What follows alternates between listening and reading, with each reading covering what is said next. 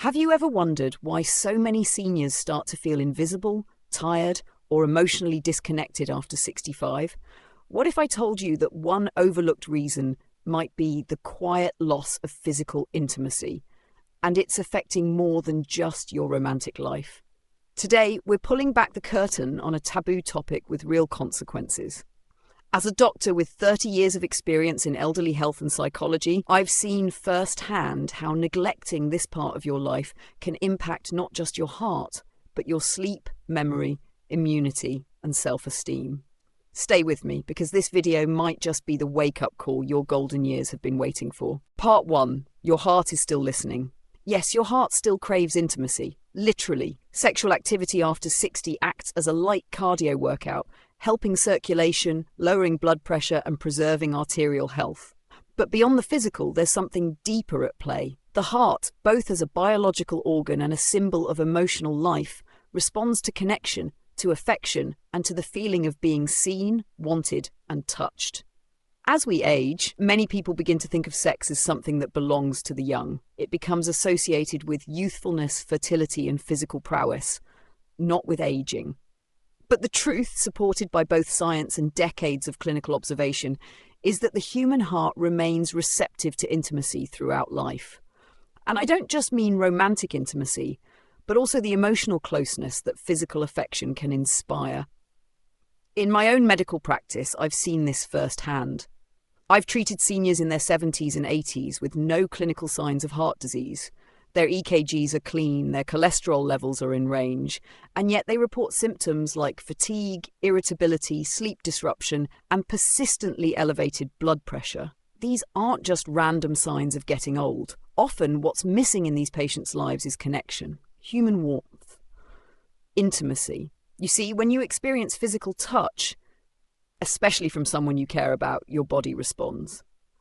Oxytocin, sometimes called the love hormone, floods your system. It reduces cortisol, the stress hormone that puts strain on your heart, your brain, your immune system. It slows your heart rate, calms your mind, and helps you feel safe. When intimacy disappears from a person's life, whether due to the loss of a spouse, physical limitations, or cultural stigma, the body notices.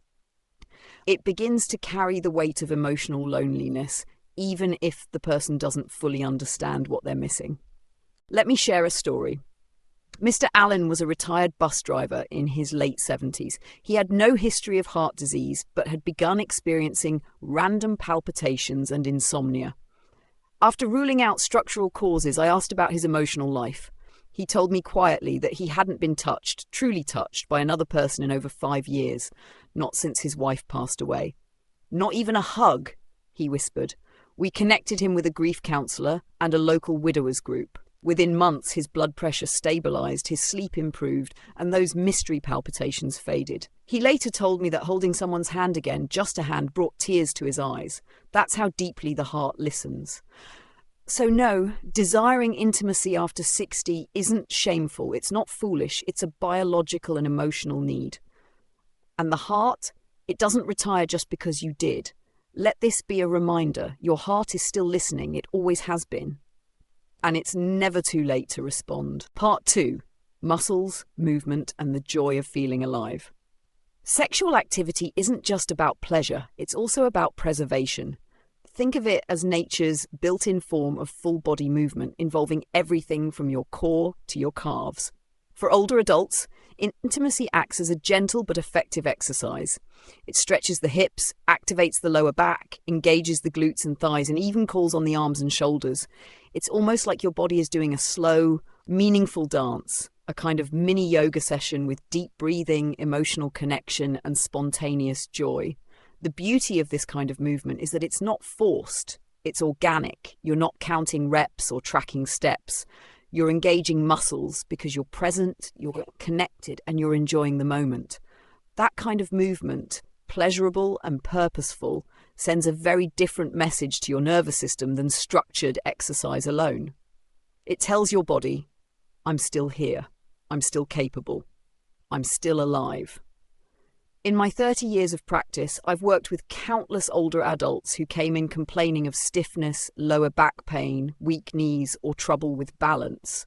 Many believed it was just a normal part of aging, but when I asked about their physical intimacy, whether with a partner or even through solo self-connection, many would pause, look away, and quietly admit it had been years. Here's what we don't talk about enough. Muscles don't just deteriorate with age, they deteriorate with disuse.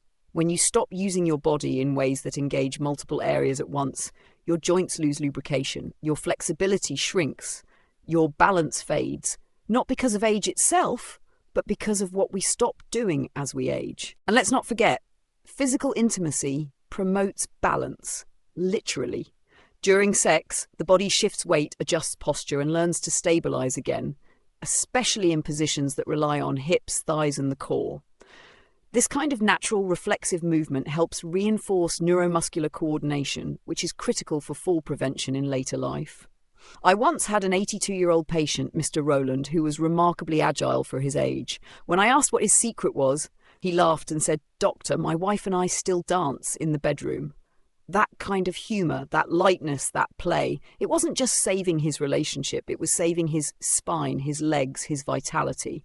When intimacy disappears, so does one of the last joyful forms of movement we have in our later years. And when movement disappears, the body starts to forget how to feel alive. So here's my advice to you. Don't just stretch because a doctor tells you to. Reconnect with what makes your body move naturally. That could be through touch, connection, or even laughter.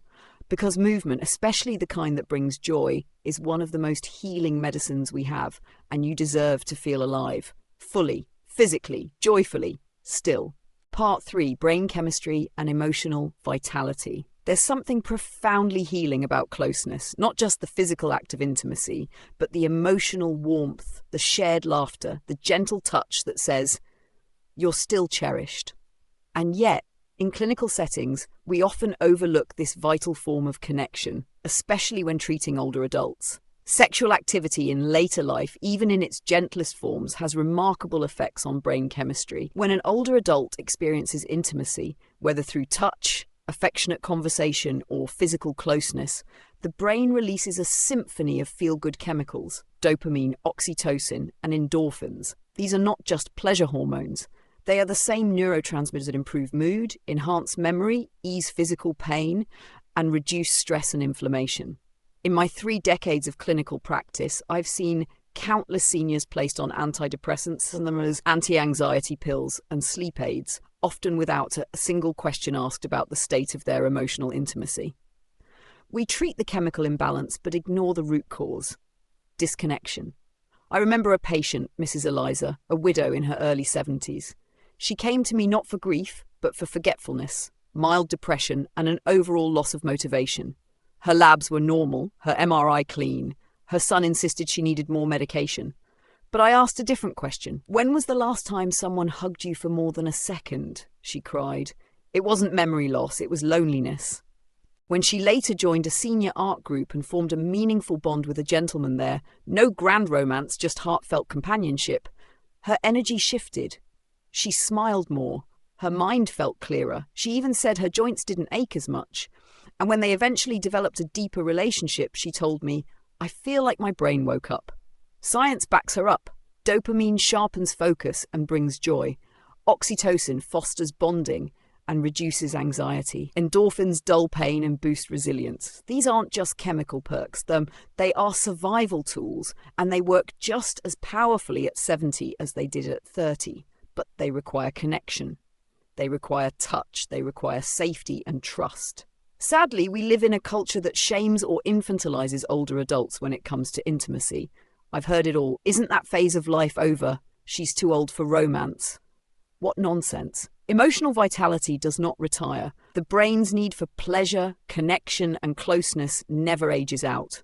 So if you're over 60 and feeling foggy, anxious, or withdrawn, don't just ask about medications. Ask about your connections.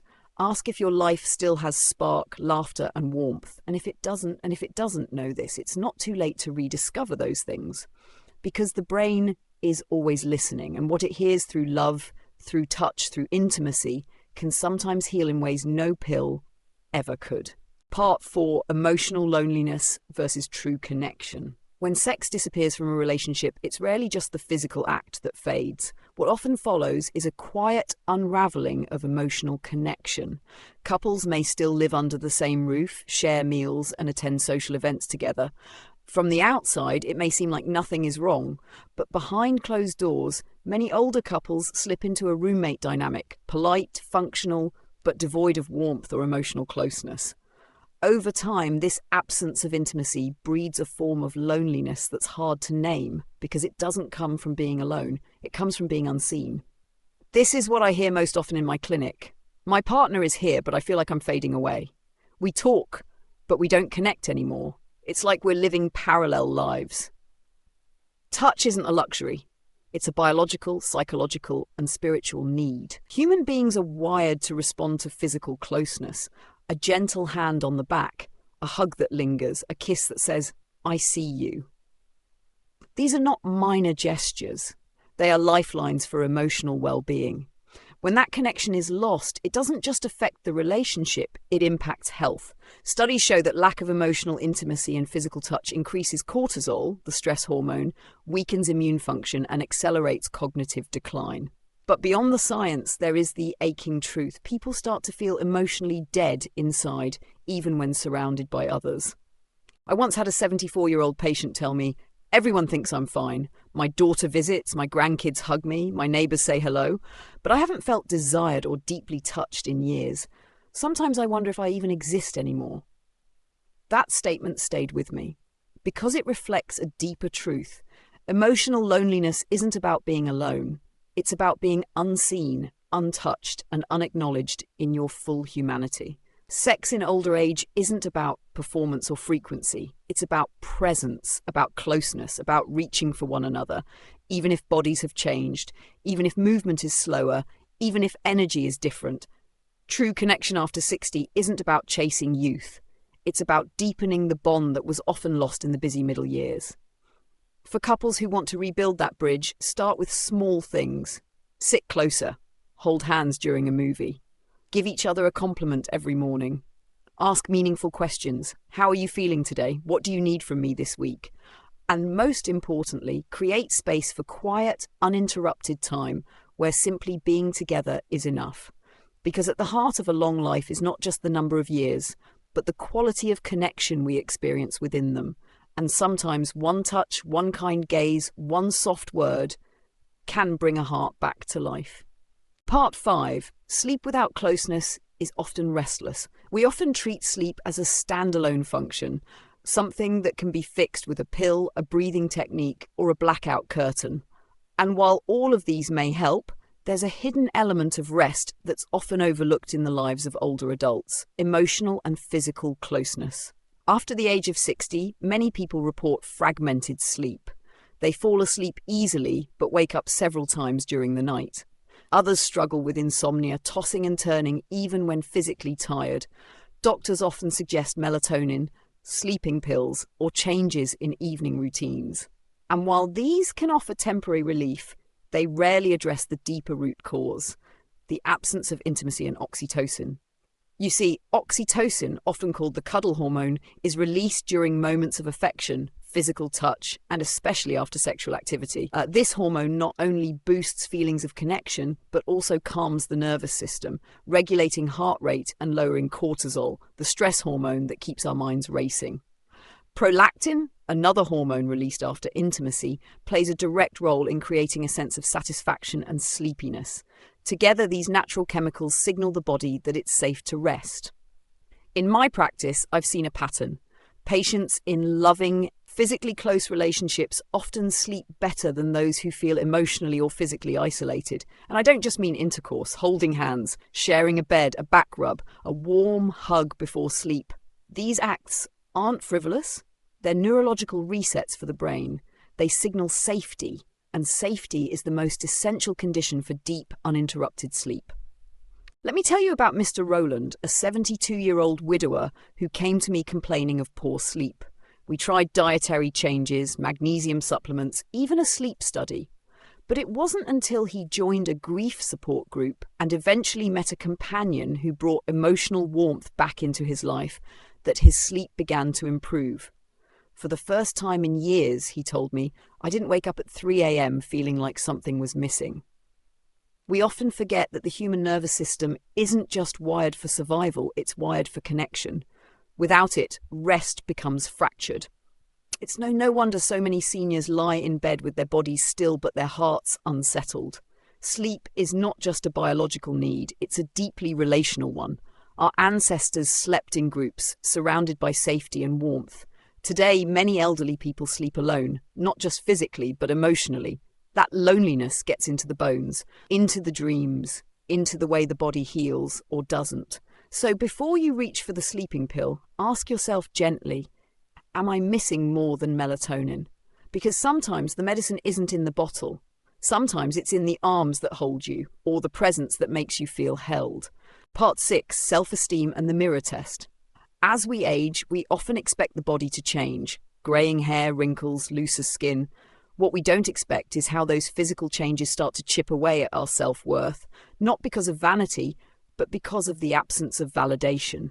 One of the most silent losses in later life is the loss of feeling seen as attractive, not just physically, but emotionally, as someone worth noticing, worth touching, worth complimenting. Without regular physical affection or verbal affirmations, many seniors begin to internalize a dangerous and unspoken narrative. I'm no longer desirable, not just sexually, but as a person. This isn't about chasing youth, it's about the human need to be mirrored back as worthy, alive, and valued. And when those mirrors vanish, when nobody leans in close, runs a hand along the shoulder, or says, "You look lovely today," it's not just vanity that suffers. It's identity. In my practice, I've seen this mirror test show up in quiet, painful ways. Patients stop scheduling their hair appointments. They begin to wear the same few outfits, not because they're minimalist, but because they believe no one is looking. They stop making eye contact, not out of shyness, but because they've started avoiding their own reflection. One woman in her late 70s, Elaine, told me with tears in her eyes, "I used to look in the mirror and see someone with spark. Now I just avoid it altogether." When I asked her why, she said, "No one touches me anymore, not even a hand on the back. I feel like I'm slowly disappearing."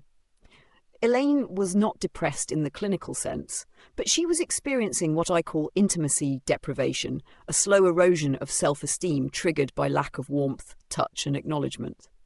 Touch is not just physical, it's symbolic. A compliment is a form of affection.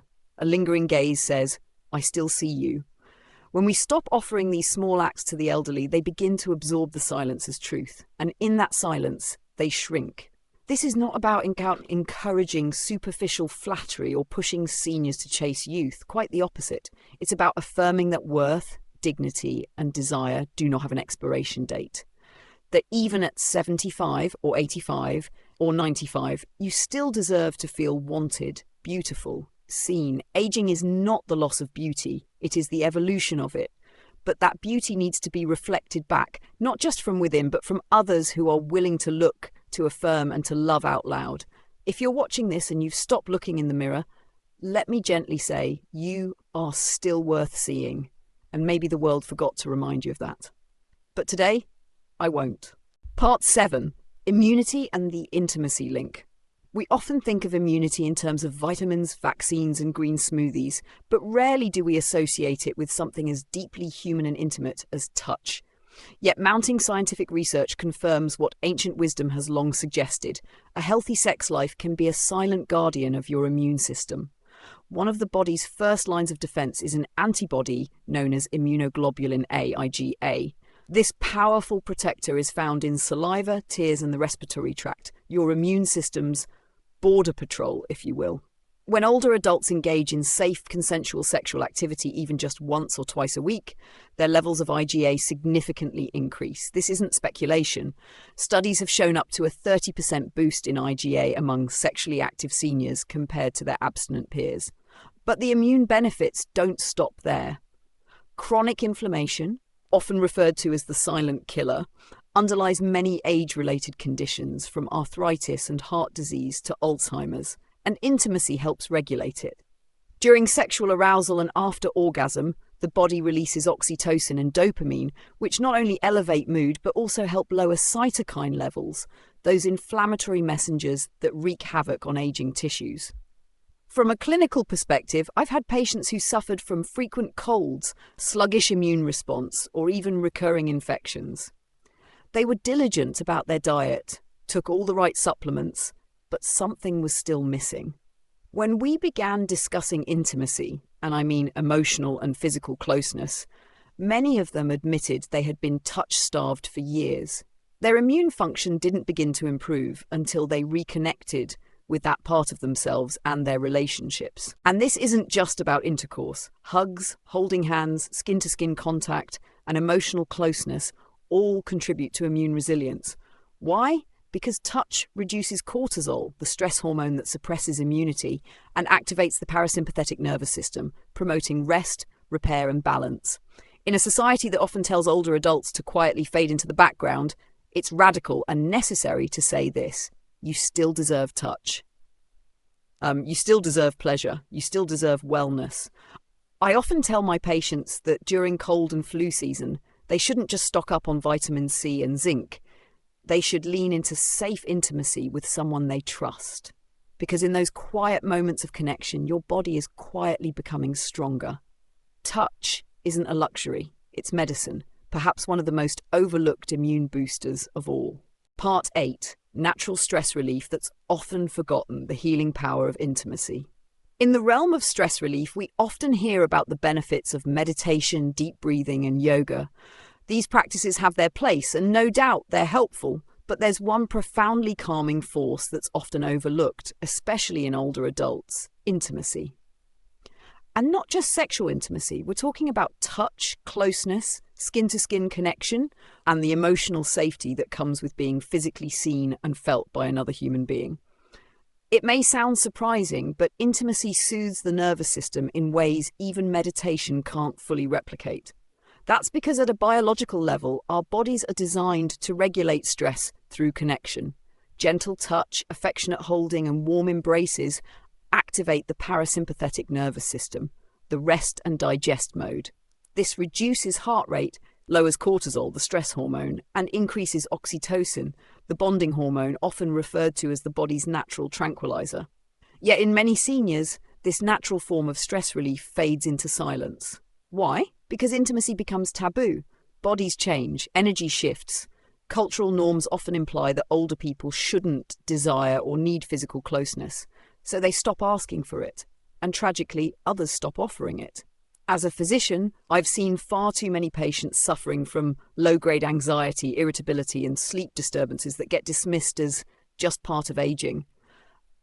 But when we dig deeper, we find that touch has gone missing from their lives. No more hugs, no more shoulder rubs, no more sitting close to someone in silence.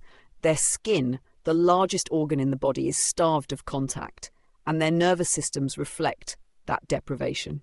I gently guide couples, especially those who may no longer be sexually active, to reclaim the lost language of intimacy.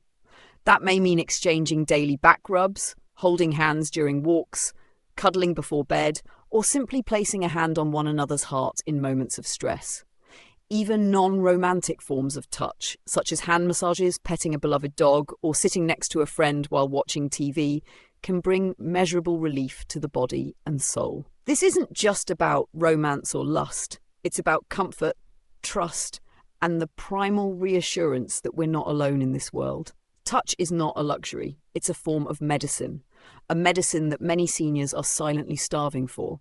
So if you felt restless or anxious lately and the breathing exercises aren't enough, ask yourself, when was the last time you let someone hold you or held someone else without a word? Sometimes the greatest peace doesn't come from quieting your thoughts. It comes from feeling safe in someone's arms.